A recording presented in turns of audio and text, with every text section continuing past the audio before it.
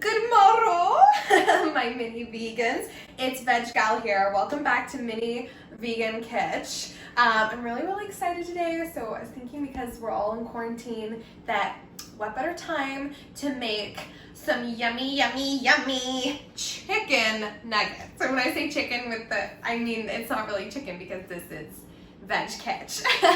So, as far as what ingredients you're going to be needing, some old-fashioned rolled oats. You're going to be needing some garlic powder and onion powder. Now, not garlic salt.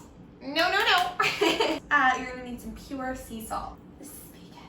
Salt is vegan because even though it comes from the ocean was okay with it. Next is breadcrumbs. Now I know there's meatloaf on here, but we don't look at that. What does it say on the back? Fried cheese. Lastly, this is garbanzo beans, and I got these from Trader Joe's. It's my favorite it's like a local store. I don't know if you've been there, but delicious. Okay, so as far as what types of tools we'll be needing, this is little Johnny, my whisk. And then I'm just gonna, if you'll follow me over here, this is some measuring spoons. I just kind of choose whichever one fits in the moment. A bowl. I like green because green means good for the environment. Can opener for the garbanzo beans. And finally, my little friend the croissant, which don't be overwhelmed by the name, it's just French. Let's get started. Okay, so the first step is to remember to preheat your little oven over here. We're gonna go to 375. Ooh, you hear that clicking? That means it's working. I just wanted to note that it said you can use breadcrumbs or panko, but I don't know what that is, so I chose breadcrumbs. So the first thing is we're gonna take our little rolled oats here, open it up. I just love the taste of oats because it's not quite a nut, it's not quite a bread. It's just kind of perfect. It's like a sexy little taste. So we're gonna put half a cup into this food processor here. Now be careful, don't let the oats get out. I'm gonna put the little top on here, and you're gonna grind this.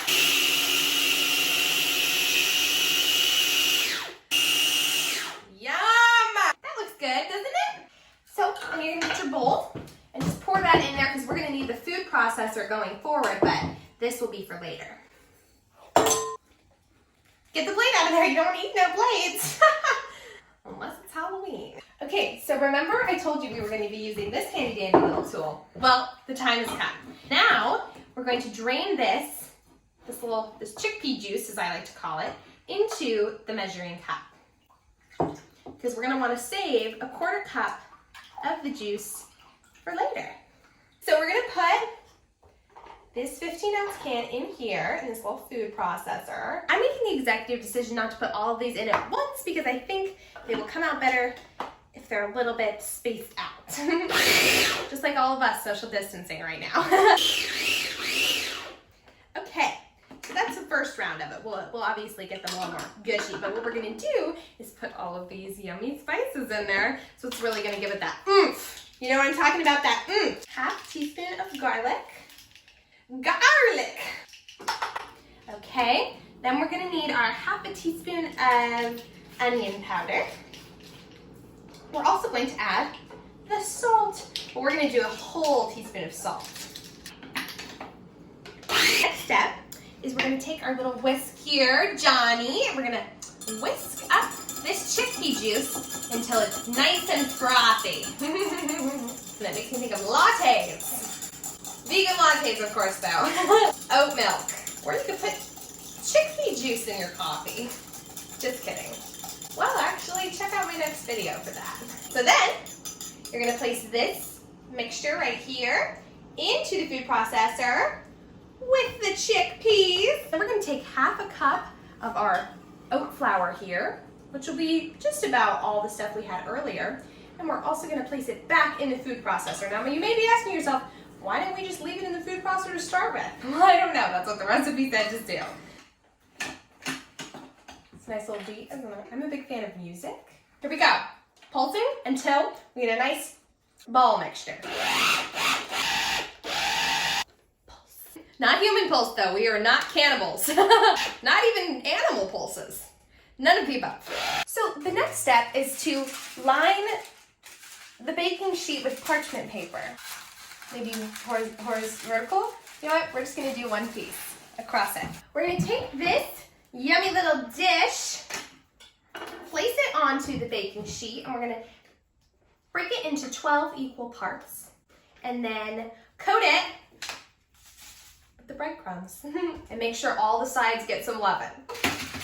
When these babies bake up, they're gonna look just like real nuggies. The dog will get it. I'm a big supporter in like feeding your pets. So the next step is to take the breadcrumbs and sprinkle them. And just brush. So then you're gonna take these little levers and you're gonna put them in the oven to bakey. Watch your fingies, don't wanna get burnt. So homies, you've made it this far. Your chicken nuggies are in the oven. They're looking beautiful.